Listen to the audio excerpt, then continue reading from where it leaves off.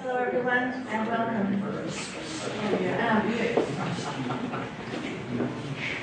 We're glad that you all came at the correct time. Unfortunately, this program was listed incorrectly in the newspapers as at 7 o'clock. But we have a core group, and we have a quorum, and we're going to do it when we said we would. I think most of you are familiar with Fred Volkmer. I think this is perhaps, I think he counted the 16th or more visit that Fred has made here to talk about writers. And today he's talking about Patrick Leigh Fermor. For those of you who aren't as familiar with Fred, as you will soon be, I'll tell you a few things about Fred. He began working for the Southampton Press in 1983, writing art, theater, book, and music reviews. His work has appeared in Newsday, the East Hampton Star, the New York Sun, the Christian Science Monitor, and the Wall Street Journal. His work has been praised by William F. Buckley, who said that he is a reviewer to watch, and by Sidney Offutt, the curator of the James Polk Journalism Awards. And Barbara Wurzba, the novelist and writer of children's books, who was a longtime reviewer for the New York Times Book Review, said of him that he was one of the best reviewers writing today. Roger Rosenblatt and Louis Begley have praised his acuity and sensitivity, and the novelist Frederick Teuton thanked Fred for one of his reviews with these words: "I can't thank you enough for your thoughtful, beautifully written, and insightful review of The Green Hour. It touched me very much and made me feel, how shall I say, understood and thus less lonely." Fred is a member of the National Book Critics Circle. He is also a singer who enjoys his time with the Royal Society of the Hamptons. Please welcome Fred Volkmer.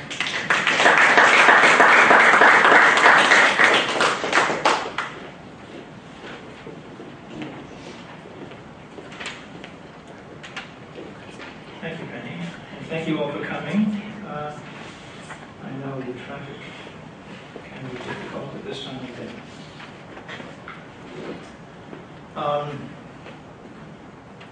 Patrick Leigh Fermor is, as his biographer has said, almost too good to be true.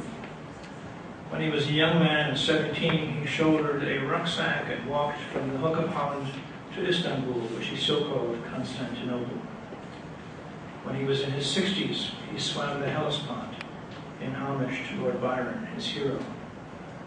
He led a fairy tale life, a life that he tackled with an exuberance, energy, and high spirits that made one of his friends say, "If only Patty came in pill form, then we could take one whenever we felt down." His biographer, Artemis Cooper, knew him all her life, and she refers to him always as Patty, as does everyone else who has ever written about him. Forgive me for doing the same. It's catching. He was a traveler, a linguist, a self-taught scholar, and a war hero. He was also impossibly handsome, described by Anthony Lane as looking like a hawk with a sense of humor.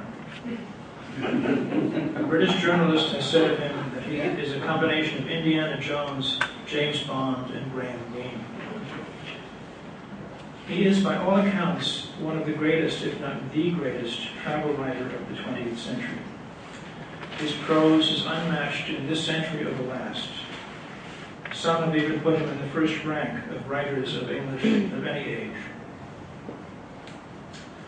He was born in England in 1915, the son of Louis Leigh Fermor, a noted geologist, later director of the Geological Survey of India, and his wife Eileen. Shortly after he was born, his mother went with his older sister to join his father in India, and he was left in the care of a farm couple in Northamptonshire, so that he said one of us might survive if their ship was sunk by a submarine. The unrestrained life he lived as a child had unfitted him for the faintest shadow of constraint. He didn't meet his real parents until he was 4. Living with Patty as a teenager, Artemis Cooper says, was like living with a very boisterous puppy. This was probably true for most of his life. Although he loved learning, he had difficulty coping with the restrictions that school imposed. He was popular in school, and there was always a group of hangers-on wherever Paddy was. Most of them just wanted to see what Paddy would do next. He was expelled from one school after another.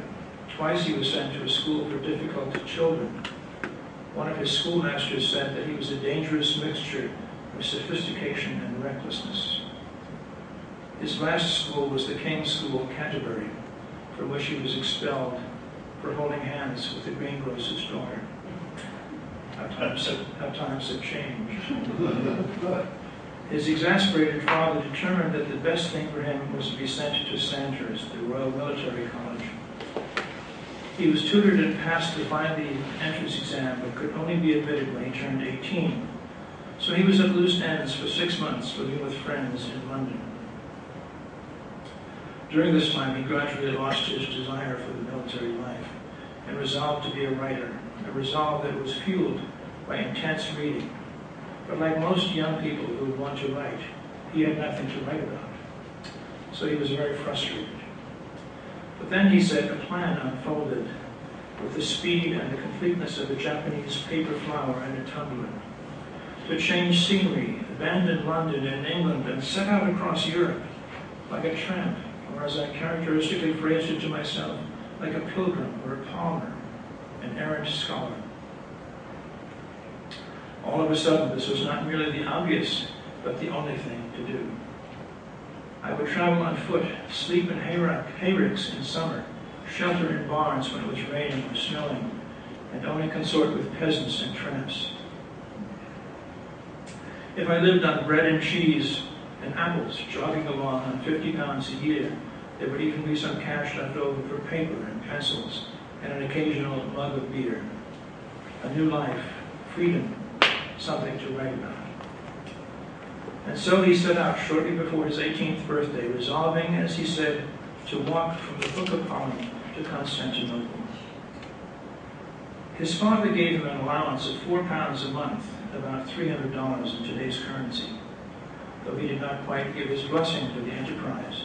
But Paddy had already set off when a friend of his father's acted as a go-between.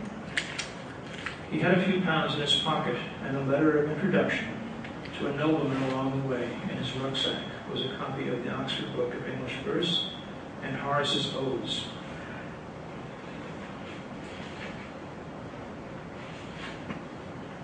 It's all recounted in two of the most enchanting books written in English, In Time of Gifts and Between the Woods and the Water. Paddy began sleeping in hayricks and barns on the way, but his letter of introduction and subsequent letters made it possible for him to stay in several castles and great manor houses.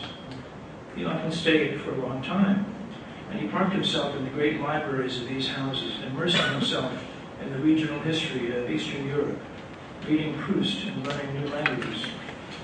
He was a bit of a sponger, but he was so charming and such an agreeable guest that all were delighted to have him around. When he arrived in Munich, he stayed at a youth hostel, plopped down his rucksack, and went off to have a beer at Munich's famous Hofbräu house. He woke the next morning on somebody's sofa with a terrible hangover.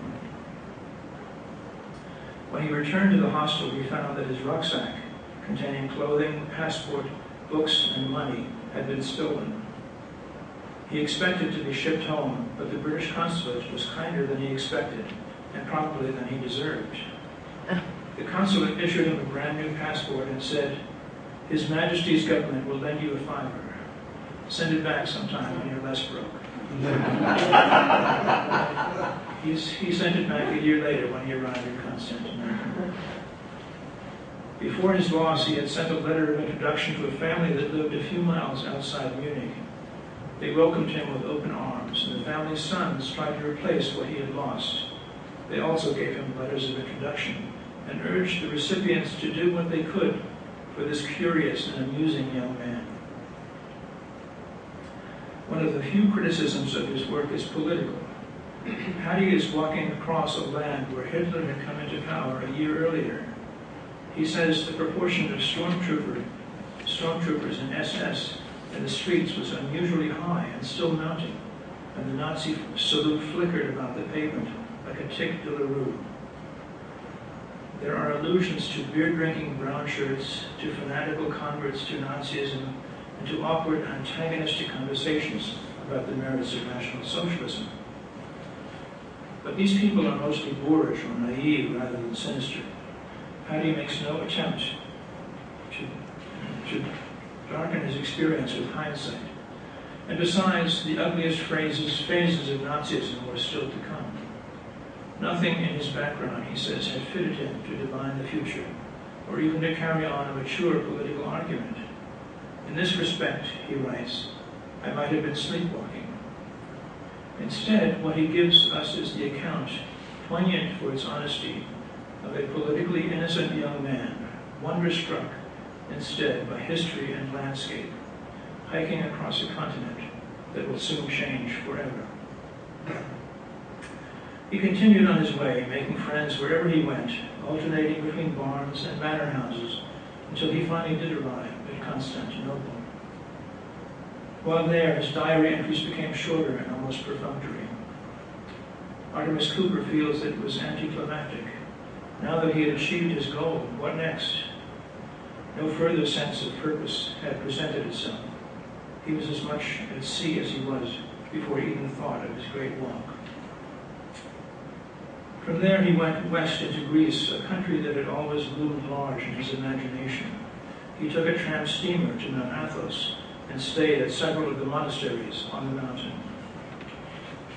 From there he went to Athens and stayed for a while at the residence of the British ambassador, who was allergic to Paddy's charm, and told him after a few days that he would have to leave.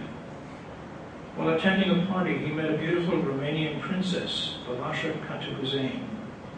He was immediately drawn to her. The attraction was mutual. In an uncharacteristically laconic description of the liaison, he said, "We clicked." This is shorthand for falling head over heels. "I liked you immediately," she wrote to Paddy over 30 years later. "You were so fresh and enthusiastic, so full of color and so clean. I shall never forget that impact of fresh air." They lived la vie bohème in Athens for a while, discovering that it was very expensive, so they were able to rent a watermill in a village just outside of Athens. They went to England for a while, where his mother disapproved of Valasha, who was 16 years older than her son. On return to the continent, they went to her family's estate in Romania, where they lived an idyllic life, horseback riding every day, with Valasha painting and Paddy writing and reading. When England declared war on Germany, Paddy left for England and enlisted in the Irish Guards. He did not see Valasha again for 30 years. Because of his gift for languages, he was transferred to the SOE, the Special Operations Executive, an organization formed to conduct espionage, sabotage, and reconnaissance in occupied Europe. At first, Paddy found himself fighting the Italians in Italy. Then they parachuted him into German-occupied Crete to help the Cretan resistance. He was there for 16 months, disguised as a Cretan peasant. It was dangerous work. If he had ever been caught, he would have been tortured and executed. At one point, he and several Cretans were hiding in the branches of a tree, while German soldiers scoured the underbrush just below them. They sometimes survived by eating grass and live snails. As a bit of psychological warfare, the SOE decided to kidnap the German commandant to demoralize the Germans. The German commandant in Crete had been notoriously cruel and sadistic, the notoriously cruel and sadistic General Müller. It was he whom the SOE originally wanted to kidnap. But he had been promoted, and his replacement was General Kreiper, about whom nobody knew anything. But they decided to kidnap him anyway.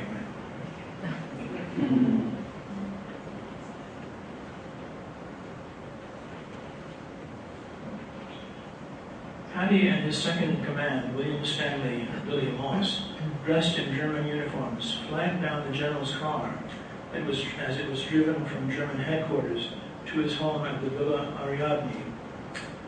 When the car stopped, it was surrounded by Cretan partisans. The driver was knocked down cold, and General Kreiper was shoved in the back seat, with 2 Cretan andartes holding knives to his throat. Paddy put on the general's hat and Moss drove, and they managed miraculously to pass through an incredible 22 checkpoints. After a while, they ditched the car. For 3 weeks, climbed through the mountains and valleys of Crete, hiding in caves, avoiding German search parties until they got to the sea where they surrendered their prisoner to a waiting boat. On the 4th day out, as the sun rose over Mount Ida, the general was so struck by his beauty that he murmured the words, "Vides ut alta, sed nive candidem Soracte." Translated as, "You know how Mount Soracte stands, white with deep snow." It was one of the odes of Horace that Paddy knew by heart. Taking up where the general left off, he went on to the end of the poem.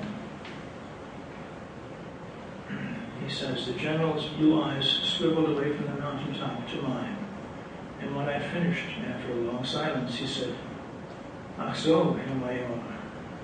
It was very strange. Ja, Herr General. As though for a long moment the war had ceased to exist. We had both drunk at the same fountain long before, and things were different between us for the rest of our time together." General Kreiper said of his abductors that Paddy and Billy had treated him with courtesy and chivalry. When they brought the general to the beach, Paddy and Moss were to give the signal to the British ship that it was safe to land.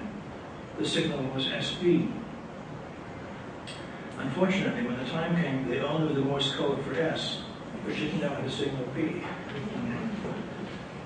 Another Englishman arrived with some German prisoners, and he frantically signaled SB while they heard the boat's engine receding.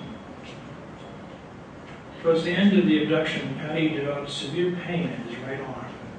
When he arrived in Cairo with the entire party, he felt that his symptoms were improved. Instead, the pain and swelling eventually spread throughout his body. At first, they thought he was developing polio, but he was later diagnosed with polyarthritis. It eventually spread throughout his body. He spent 3 months in the hospital until he was mostly recovered. While in the hospital, he was awarded the DSO, which was pinned to his service jacket over his pajamas. A book about the abduction, Ill Met by Moonlight, was written by Moss in 1950 and became a bestseller. A movie was made of it starring Dirk Bogarde as Paddy. Paddy thought the movie was preposterous and mostly false. He mildly objected to Moss's book because he didn't think it gave proper credit to the Cretans, who showed great courage and loyalty. Paddy was not allowed to return to action, so he decided to return to Cairo. It was there that he met a woman named Joan Rayner. Moss had written glowingly to him about her. She had also heard of him. "I kept hearing rather too much about him," she recalled. "Everyone was telling me how marvelous he was, how he'd captured a German general and all that, and I was determined not to be dazzled." They met at a party, and Paddy was immediately smitten. Joan did her best to remain undazzled, but it was a losing battle. They were together for 28 years until they married, and neither was entirely faithful, but it was clear that they loved one another. After the war, he and his friend Zan Fielding, another soldier scholar who also spent the war on Crete, were sent by the British government ostensibly to give a lecture tour in Greece, but also to test the waters, to talk to people, and find out what they could about the communist resurgence in Greece and Crete. They were joined by Joan. Once while staying in Kalamata, dining at the shore, they found the heat so oppressive. The stone flags of the water's edge flung back the heat like a casserole with the lid off. On a sudden silent decision, we stepped down, fully dressed into the sea, carrying the iron table a few yards out, and then our 3 chairs, on which up to our waists in cool water, we sat round the neatly laid tabletop, which now seemed by magic to be levitated 3 inches above the water. Their waiter had no hesitation in wading into the sea to serve them their grilled fish, while the neighboring diners, delighted by the spectacle, sent can after can of Retsina to their table. Patty's first book was about the Caribbean, The Traveler's Tree. It was written as the text for a book of photographs and won the Heinemann Prize for Literature. He became fascinated by voodoo, and his writing helped to inspire Ian Fleming's Live and Let Die. The success of his Greek books, Mani and Romelli, and the fact that Joan had a recent inheritance allowed a dream to come true, they were able to buy a piece of property and build a house in the Mani. Mani is the southern part of Greece, in case I haven't mentioned that before. This was done at Kardamili, one of the most remarkable of writers' houses, designed by Patty and Joan and built by local builders. It was entirely of stone, with many arches, windows, and a view of the Messianakos Gulf, where they went swimming every morning. The house was filled with light and books, and the rooms were cool in the Mediterranean heat. Patty described it as a monastery built for two. It was willed after his death to the Bernanke Museum in Athens, and was to be used as a writer's retreat. Unfortunately, the Bernanke has been short of funds needed to maintain it. It was featured briefly in the movie Before Midnight. Patty was fascinated by monasteries, and he would often stay in them to work and avoid the distractions of his life. He was always moved by the peace and tranquility which contrasted so markedly with the outside world. He wrote a book about monasteries, A Time to Keep Silence, which many readers love. Patty did meet Balasha again, 30 years after they parted, when entry into Romania was a little more relaxed. It was still dangerous for a Romanian to consort with Westerners. To actually invite them into your home was to risk prison.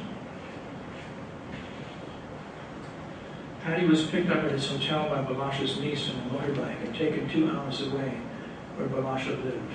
They talked for 48 hours. No one slept because time was precious. It was then that Balasha gave him his diary, which he had left with her when he left for England. Without that diary, he would not have been able to write A Time of Gifts and Between the Woods and the Wire. Balasha had no illusion that their relationship would last till after the war, but she was glad he had found Joan. Patty tried to help her financially as much as he could and opened an account for her at Haywood Hill's bookshop so that she could have all the books she wanted to read. The final book about his youthful journey was never finished. He suffered from a writer's block that lasted a quarter of a century. Joan and his publisher, Jock Murray, encouraged him constantly, and there would sometimes be a flurry of activity. At one point, he was writing furiously for days, and Joan felt, at last, the final volume. He rushed into the house saying, "I knew it. I knew P.G. Woodhouse could be translated into Greek." But there actually was enough material that a third volume, The Broken Road, could be cobbled together by his biographer, Artemis Cooper, and the writer, Colin Thubron. He did have a manuscript of about 20,000 words, and the final diary, as well as many letters. Needless to say, it didn't have the polish and verbal exuberance of the other two books, but in some ways it was more immediate. I'd like to read a section from his book, Mani. It is one of those passages that one turns to again and again, just for the sheer joy of reading it. If you love words and the way they are used, you will find this exhilarating. They are sailing to one of the small islands beyond the Peloponnese on a boat called the Aphrodite. He and Joan, that is. If I can turn the page, I can read it to you.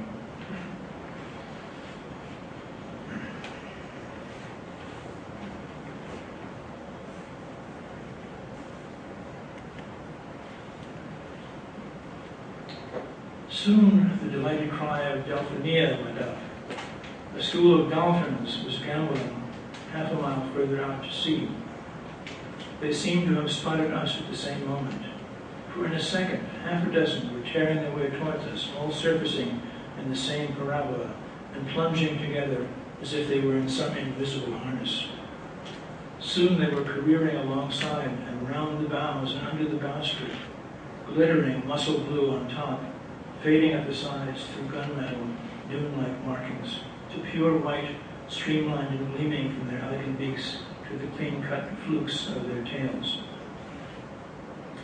They were beautiful abstractions of speed, energy, power, and ecstasy, leaping out of the water and plunging and spiraling and vanishing like swift shadows, each soon to materialize again and sail into the air in another great loop so fast they seemed to draw the sea after them and shake it off in midair, to plunge forward again, tearing two great bow waves with their beaks, diving down again, falling behind and crisscrossing under the keel and deviating and returning. Sometimes they flung themselves out of the sea with the insane abandon of a suicide in reverse from a skyscraper, up until they hung poised in midair, shaking in a muscular convulsion from beak to tail, as though resolved to abandon their element forever. But gravity, as though hauling on an oblique fishing line, dragged them down and forward into their rifled and bubbling green tunnels. The headlong speed through the water filled the air with the noise of rending and searing. Each leap into the air caused a chorus of gasps, each plunge a sigh. These creatures bring a blessing with them. No day in which they have played a part is like other days. I first saw them at dusk many years ago, on the way to Mount Athos. A whole troop appeared beside the steamer, racing her and keeping us company for 3/4 of an hour. Slowly it grew darker, and as night fell, the phosphorescent water turned them into fishes of pale fire. White-hot flames whirled from them. When they leapt from the water, they shook off 1,000,000 fiery diamonds, and when they plunged, it was full of comets, spinning down fathom after fathom. League upon league of dark sky, it seemed, in whirling, incandescent vortices, always to rise again, till at last, streaming down altogether, as though the heavens were falling, and each trailing a ribbon of blazing and feathery wake, they became a faraway constellation on the sea's floor. They suddenly turned and vanished, dying away along the abyss like ghosts. Again, 4 years ago, when I was sailing in a yacht with 6 friends through the outer Cyclades, in the late afternoon of a long and dreamlike day, there was another visitation. The music from the deck floated over the water, and the first champagne cork had fired its sighting shot over the side. The steep flank of Sikinos, tinkling with goat bells, and a flutter of birds rose up to starboard and close to port. Sheer cliffs of Nereid-haunted Foligandros Islands enclosed the still sea like a lake at the end of the world. A few bars of midsummer cloud lay across the west. All at once, the sun's rim appeared, blood red, beneath the lowest bar, hemming the clouds with gold mire, and sending a Japanese flag of widening sunbeams, alternating with darker spokes of deeper sky into the air for miles, and spreading rose petals and sulfur green across the silt lake. Then some distance off, a dolphin sailed into the air, summoned from the depths, perhaps, by the strains of water music. Then another, and then another, until a small company were diving and flying and chasing each other, and hovering in midair in static semicircles, gambling and curvetting, and almost playing leapfrog, trying to stand on tiptoe, pirouetting and trying to jump over the sinking sun. All we could hear was an occasional splash, and so smooth was the water that one could see spreading rings when they swooped below the surface. The sea became a meadow, and these antics, like the last game of children on the lawn before going to bed. Leaning spellbound over the bulwarks and in the rigging, we watched them in silence.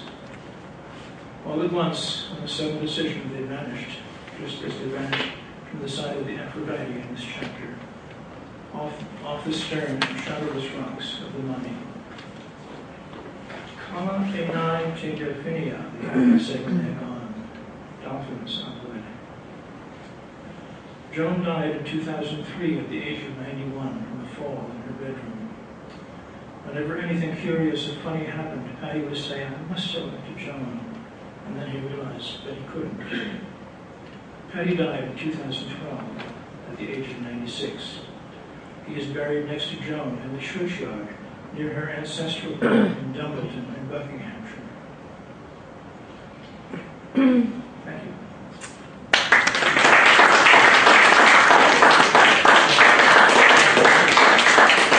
I wish I could write like that. Does anyone have any questions? Nobody? How did he manage on virtually no one during all of his travels? I think he ate very sparingly. He ate, apples and cheese, I think. And didn't have a budget for beer.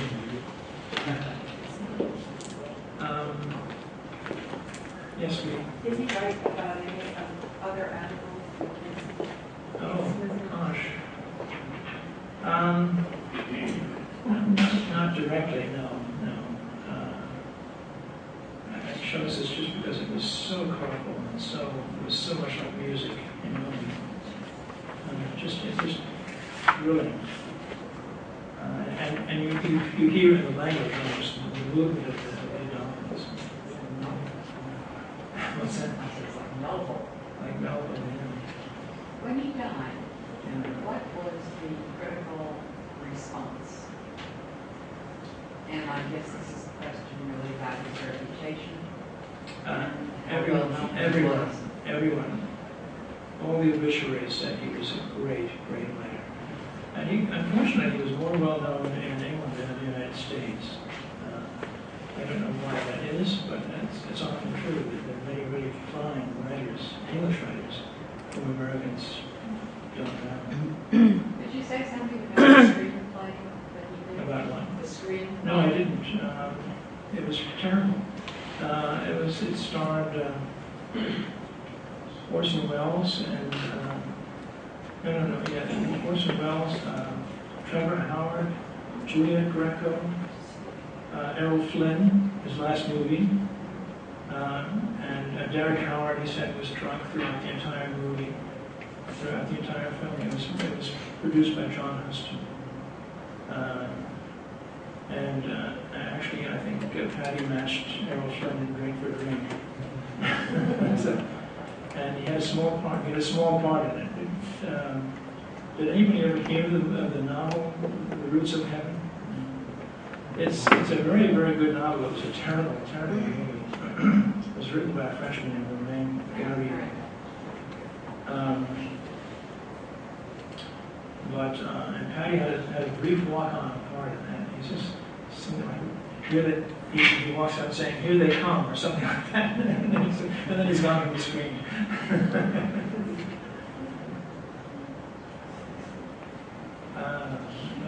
Nobody else? I'm always interested in the way people book. Are there books published about him? Yes, he's all over the internet. I mean, if you Google Patrick Leigh Fermor, you will see his pictures, and he's extraordinarily handsome. And there are a lot of pictures of him in that book that he wrote about that big trip. Lots. I didn't have any pictures. Maybe it was the biography. The biography. One of the books I read had a biography. Yeah, the biography. It looked like Artemis Cooper. Yeah, Artemis Cooper. And also his house. If you Google Leigh Fermor's house, you will see the most amazing pictures of this house, inside and out. It's like I want to live there. Did you Google Patrick or Leigh? Did you just or even just Fermor's house. But I would like to live there, and I would like to be him. Did they dispose of the house? No, the house is still there. The Benaki Museum is supposed to be taken care of, but I think it's in a bit of a shambles. It was used it was the setting for a scene in one of the worst movies ever made. before midnight, and you get a glimpse of the house. And there's an elderly writer there named Patrick who is extolling the virtues, the brilliance of the American novelist Ethan Hawke.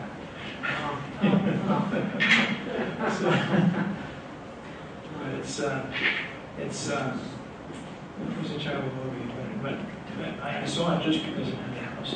I think it was like